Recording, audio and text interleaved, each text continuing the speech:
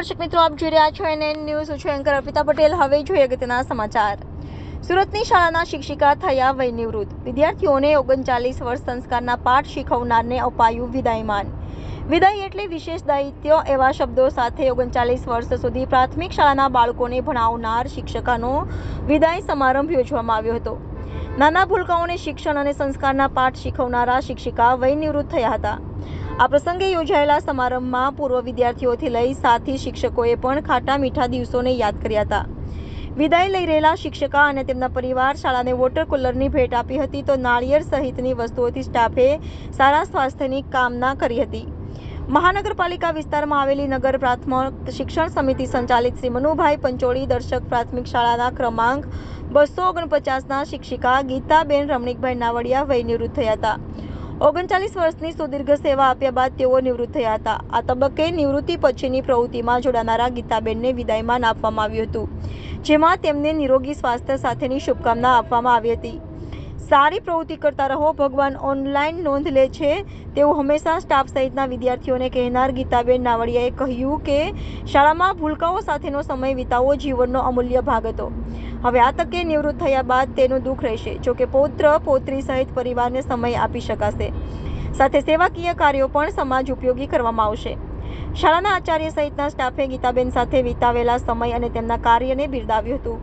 તમામે એકસુરે કહ્યું કે ગીતાબેનની ગેરહાજરી શાળામાં સતત રહેશે. વિદ્યાર્થીઓમાં પણ તેમની હાજરી ગેરહાજરી વર્તાશે.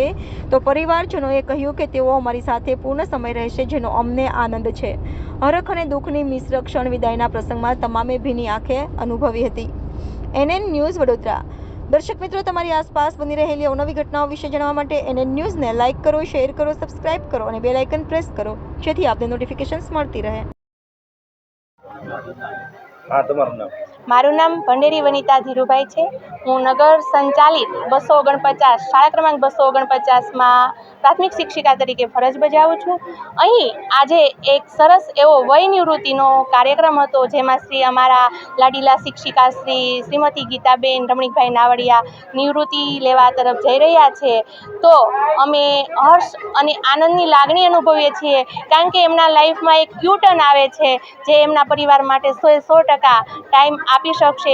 અને હર હંમેશ કહેતા રહે છે કે કર્મ કરો, પરમાત્મા ઓનલાઈન છે. તો આવા સરસ ગીતાબેન રમણીકભાઈ નાવડિયા સારા વિચાર ધરાવતા બેન શ્રી નિવૃત્ત થાય છે, તો અમે ખૂબ ખૂબ હર્ષ અને આનંદની લાગણી અનુભવીએ છીએ.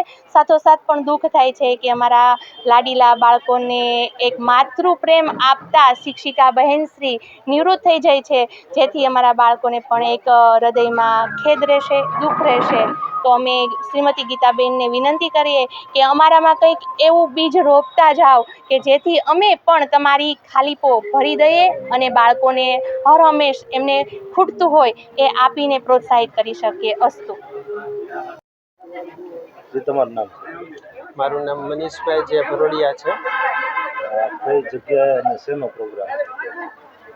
નગર પ્રાથમિક શિક્ષણ સમિતિ સુરત સંચાલિત શ્રી મનુભાઈ પંચોળી દર્શક પ્રાથમિક શાળા નંબર 249 લક્ષ્મીનગર કરંજ ખાતે આવેલી છે, જેમાં આજે અત્રેની શાળાના શિક્ષિકા બેન શ્રીમતી ગીતાબેન ગગજીભાઈ પટેલનો વિદાય સહ સન્માન સમારંભ કાર્યક્રમ રાખેલો છે. શું કહેશો, વિદાય કેવી અઘરી હોય છે?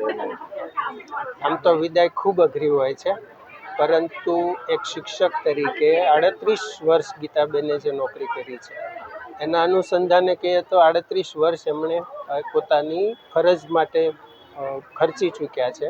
તો હવે એમના માટે એક બાજુ દુઃખ છે, તો બીજી બાજુ સુખનો પણ સમય છે કે પરિવાર સાથે હવે પૂરો સમય આપી શકશે. એટલે વિદાયના બંને પાસા હોય છે. જી, આપનું નામ? મારું નામ ગીતાબેન ગગજીભાઈ પટેલ. હું શાળા ક્રમાંક 249 શ્રી મનુભાઈ પંચોળી દર્શક પ્રાથમિક શાળામાં કામ કરું છું.